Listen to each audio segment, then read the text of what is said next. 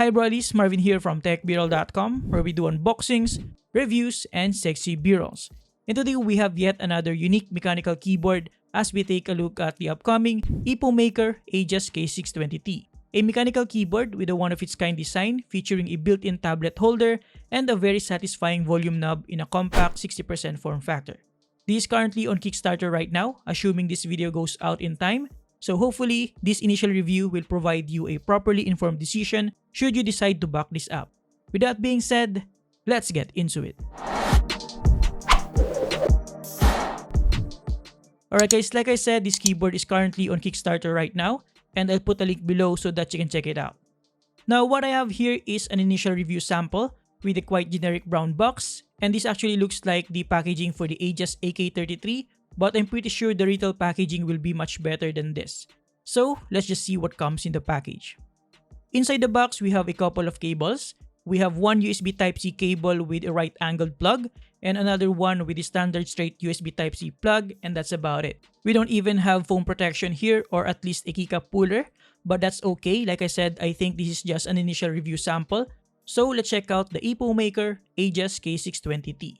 At first look and touch, for a compact keyboard, it is quite hefty at around 807 grams give or take, and the overall build quality feels pretty solid without much flex on the body, which is made mostly out of hard plastic.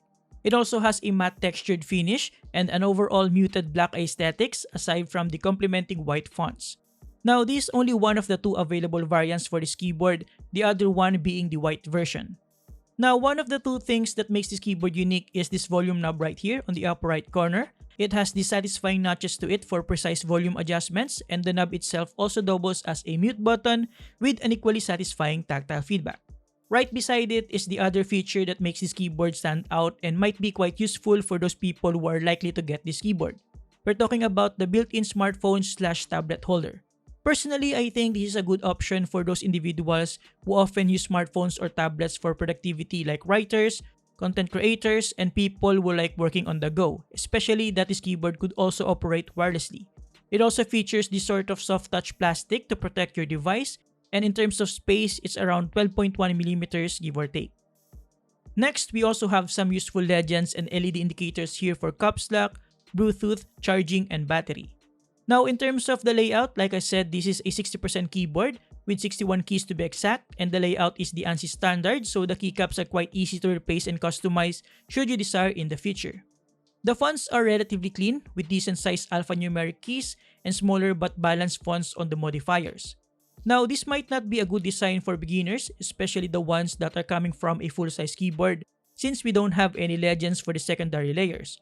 But for those who are already familiar with the 60% layout, this should be fine. We will discuss more about the layers later, but for now, let's take a look around the keyboard. So flipping it on the front side, we can see here that the bottom and top housing features this sort of sandwich type design, or for a lack of better description, they are on top of each other with the bottom housing being smaller, which gives the keyboard the illusion of being thinner than it actually is, with this kind of floating-like profile, which I think is pretty clever.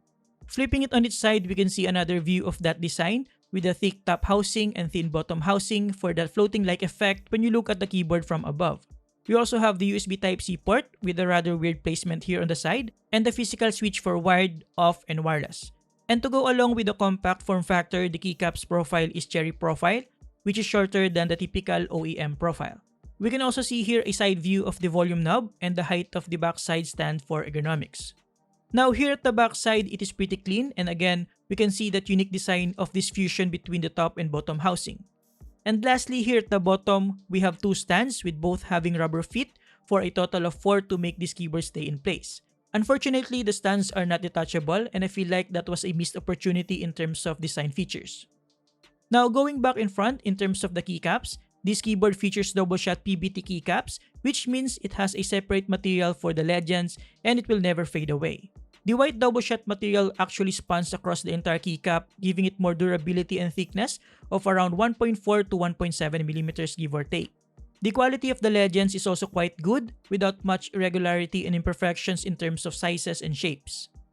In terms of the switches, as per the Kickstarter page, it is available in AJazz Blue, which is clicky, and AJazz Pink, which is linear. However, for the review sample that I have here, to my surprise, it is using Huano red switches, which is actually quite interesting since I didn't know Huano makes mechanical keyboard switches as well, aside from mouse clickers. But yeah, to be honest, I have no idea if this will have the same specifications as the linear AJazz Pink switches, which require 60 grams of actuation force. But for the sake of it, these Huano switches are relatively smooth, with just a slight scratchiness midway the travel distance. Now when it comes to the stabilizers, this keyboard has pretty decent ones for both the spacebar and the modifiers. And for the most part, doesn't have much rattle to it, which translates to a smoother and quieter experience. One of the best that I've tried so far on a pre-built keyboard, and hopefully it stays true for the retail version. Not to mention that the factory lube, if there's any, is not that much to begin with, so there's still potential to make it even better. And to give you guys a better understanding of what I'm talking about, here's a quick sound test so that you can have an idea of how the Huano switches and the stabilizers sound on this keyboard.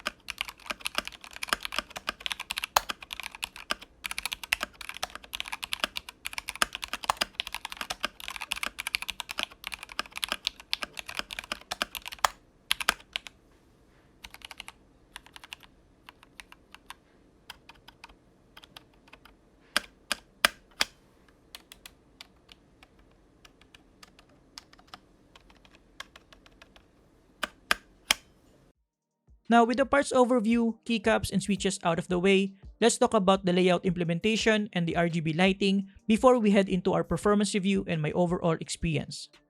First, we have the Bluetooth layer or profiles, which you can toggle by pressing Fn plus Q, W, and E. So essentially, you can pair this keyboard up to 3 devices. Next, we have the usual function rows, which of course you can toggle by pressing Fn plus 1 to equals. We also have the delete key by pressing Fn plus backspace.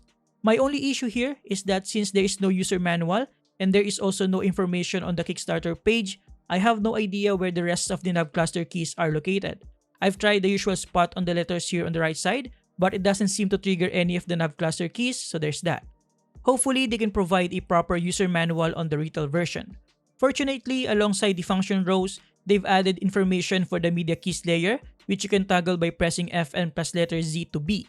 And also the arrow keys layer, which you can toggle by pressing Fn plus the keys on the lower right corner. So basically, the only missing layer is the nav cluster layer. Aside from that, you also have the option to switch the functionality of the numbers row to function rows by pressing Fn plus left control and vice versa. And you can also do that for the arrow keys layer by pressing Fn plus the right shift. So essentially, you can choose the layer you want to activate without having to use the Fn key all the time. With all that being said, aside from the missing nav cluster layer, I think having the Fn key on the lower right corner makes toggling layers quite easy using your pinky finger. Now for the lighting effects, you can switch between them by pressing Fn plus backslash for a total of 19 different lighting modes.